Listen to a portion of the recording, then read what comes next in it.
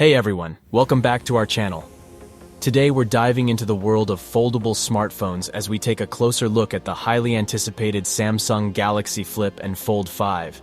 In this video, we'll explore the improvements and upgrades that set it apart from its predecessor. So, let's get started. First up, let's talk about the design and display.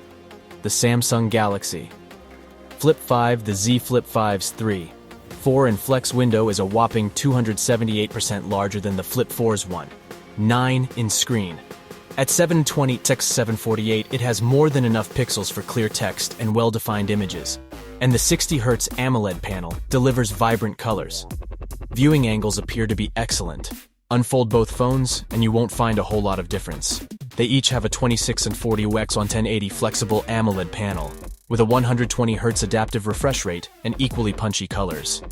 While the Z Flip 4 had a handful of useful widgets that were optimized for the outer screen, the Flip 5 looks like it'll go further with support for third-party apps and a larger selection of Samsung-built widgets. That should mean you're able to spend less time with the phone unfolded, and ultimately means it's a healthy upgrade over the last-gen phone. Moving on to performance and power, the Z Flip 5 lands with a Snapdragon 8 Gen 2 for Galaxy processor. It takes what was already the quickest Qualcomm mobile CPU doing the rounds and tweaks it for extra performance. Paired with 8 GB of RAM and 256 or 512 GB of onboard storage, it shouldn't leave you wanting for power. The outgoing Z Flip 4 used an off-the-shelf version of the Snapdragon 8 Plus Gen 1, which was flagship-grade silicon last year, but now plays second fiddle in terms of outright performance muscle and energy efficiency. Memory options are a match for the Z Flip 5, and it also had an entry-grade 128 GB storage option. It won't suddenly feel antiquated once the Z Flip 5 goes on sale, but will begin to lag behind flagship rivals and won't be able to match that phone for frame rates in games. When it comes to camera capabilities, there haven't been any big generational changes when it comes to camera hardware, with both the Z Flip 5 and Z Flip 4 using a pair of 12MP rear snappers. The lead lens has an f1.8 aperture, dual pixel, PDAF autofocus, optical image stabilization, while the ultra-wide gets an f2.2 aperture lens and 123-degree field of view. Each also gets a 10MP f2.2 punch-hole selfie cam on the inner display. Samsung has swapped the lens glass out for 2023, which should mean the Z Flip 5 is able to better cope with light flaring than the outgoing model. Improved image processing also promises less noise in low-light photos and videos. Last but not least, let's talk about battery life, and both phones have 3700 mAh batteries. But because the Z Flip 5 has a more efficient CPU, we're expecting it to last slightly longer between charges. The Z Flip 4 was able to last a full day away from the mains, and with the Flip 5's larger exterior screen saving you from opening it up quite so often, it might stretch into a second. And no change in charging speeds. Next, let's talk about the Fold 5. The biggest generational upgrade is how the Z Fold 5 now folds shut completely, with no visible gap between the two halves of the phone. The Z Fold 4's hinge design left a bit of space, which meant a shallower bend, helpful for hiding the inner screen's crease, but let dust and dirt collect while the phone sat in your pocket. The Z Fold 5 looks far slicker as a result. It's also slightly skinnier when folded now, so won't bulge out of your pocket quite as prominently as the outgoing model.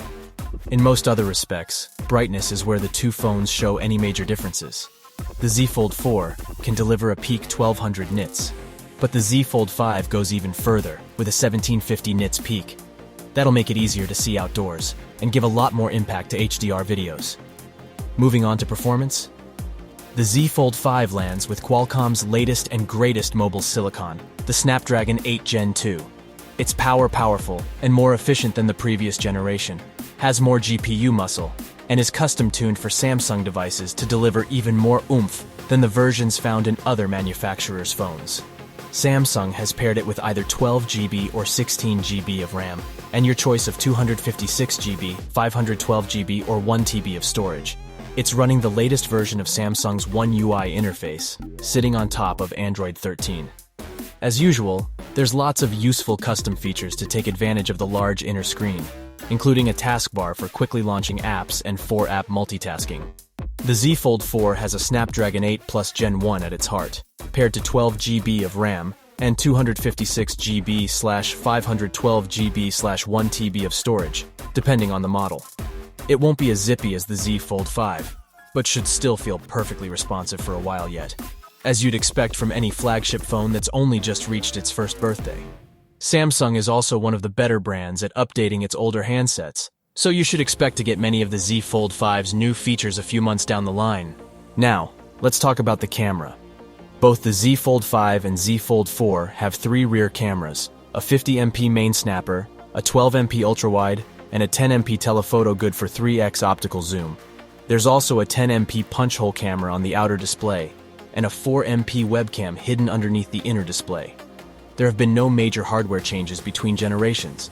The biggest differences will be on the software side, with Samsung claiming improvements to low-light stills and videos thanks to some streamlined image processing. It's unclear right now if those improvements will be pushed out to the Z Fold 4 in an update, or if they'll be exclusive to the Z Fold 5. Thank you for joining us on this journey through the evolution of foldable smartphones. If you enjoyed this video, be sure to hit that like button, subscribe to our channel, and turn on the notification bell for more exciting tech content. Stay tuned for our next video, and as always, stay connected.